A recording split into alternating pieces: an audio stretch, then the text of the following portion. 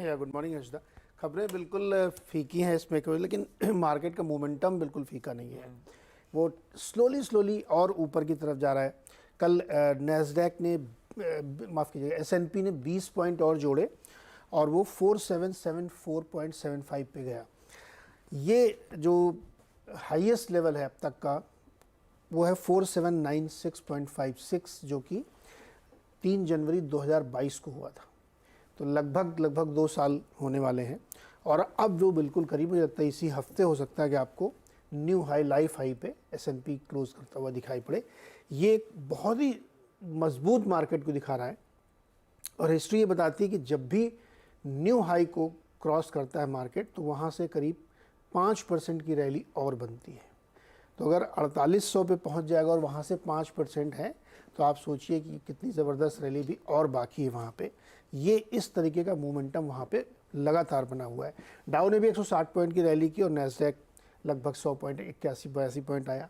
Intel या तमाम जो मैग्निफिसेंट 7 है उसमें अच्छी रैली बनी, लेकिन ये रैली ब्रॉडन होती जा रही है। अब बहुत सारे और जो कंस्टिट्यूएंट हैं S&P के, उनमें तेज़ी आती जा रही है, जो सबसे बड़ा इंडेक्स है। अब ये तेज़ी क्यों आ रही है, ये इम्पॉर्टेंट फैक्टर है। तो एक रिपोर्ट आई है मास्टर कार्ड की, जो US इकॉनमी पे रिटेल सेल्स पे वो इनकी स्टडी होती है। बहुत विस्तृत स्टडी होती है।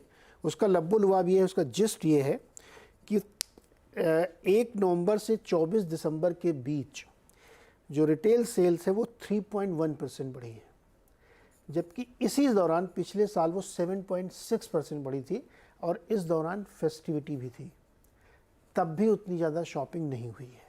पहला उसका नतीजा ये है।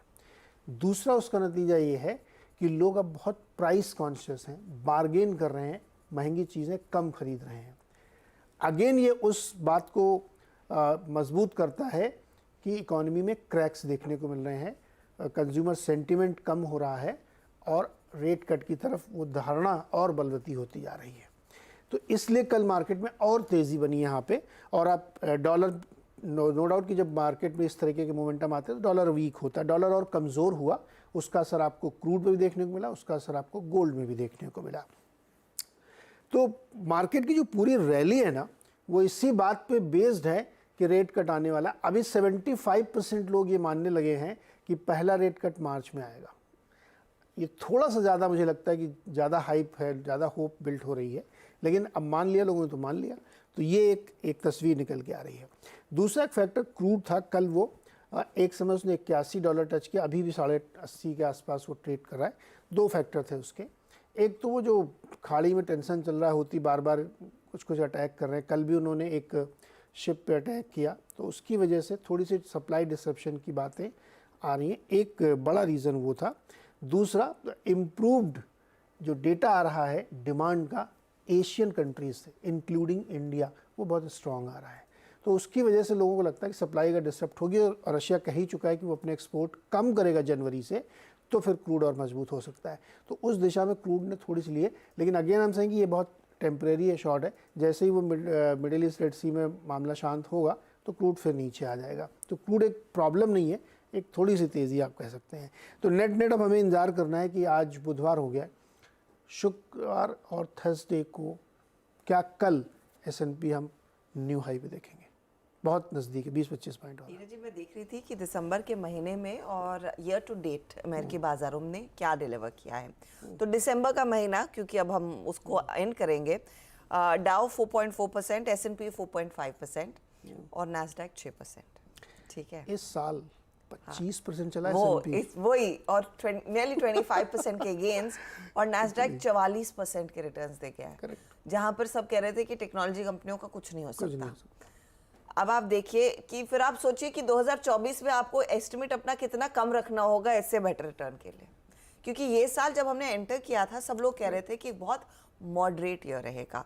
अगर आप अर्ली डबल डिजिट्स में रिटर्न कमा लेंगे उससे खुश रहिएगा।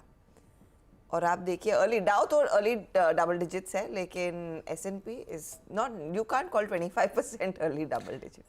25% की रैली S&P, यहाँ हम लोग निफ्टी में सोच रहे हैं कि 25,000 पहुँच जाए, 25,000 पहुँच जाए, तो हो सकता है, कोई असंभव नहीं लगता मुझे। हाँ, वो तो बिल्कुल नहीं है। जिस तरह का जिस मोमेंटम तरह बनता का दिख रहा मनी है। फ्लो है वो तो बिल्कुल नहीं है। अच्छा, इंटेल को लेकर क्या है, क्योंकि इतने बड़े इजराइल और हमास के घमासान के बीच बहुत बड़ा इन्वेस्टमेंट हो कर रहे हैं।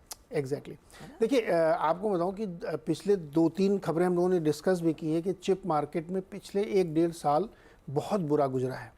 इवन इतना बुरा गुजरा है कि जो TSMC है, ताइवान कंपनी, उसने अपना इन्वेस्टमेंट रोक दिया था यूएस में कि हम नहीं लगाएंगे फैक्ट्री।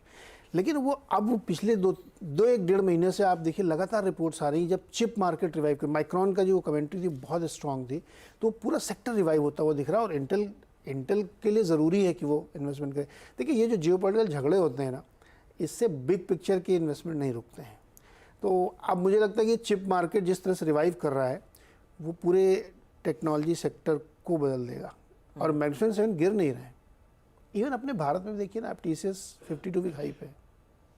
हमें लगता है कि IT कमज़ोर है, लेकिन दरअसल है नहीं कमज़ोर। नहीं, एक्चुअली हम वो सारी नेगेटिव खबरें लोग सुन कर थोड़ा सा अपना सेंटिमेंट बिगाड़ लेते हैं। लेकिन टेक्नोलॉजी में कल भी आप देखिए, इन्फोसिस के लिए झटका था, हम कह रहे थे, लेकिन डेलो से रिकवरी देखने को मिली। विप्रो में क्या एक टर्न अराउंड देखा गया था।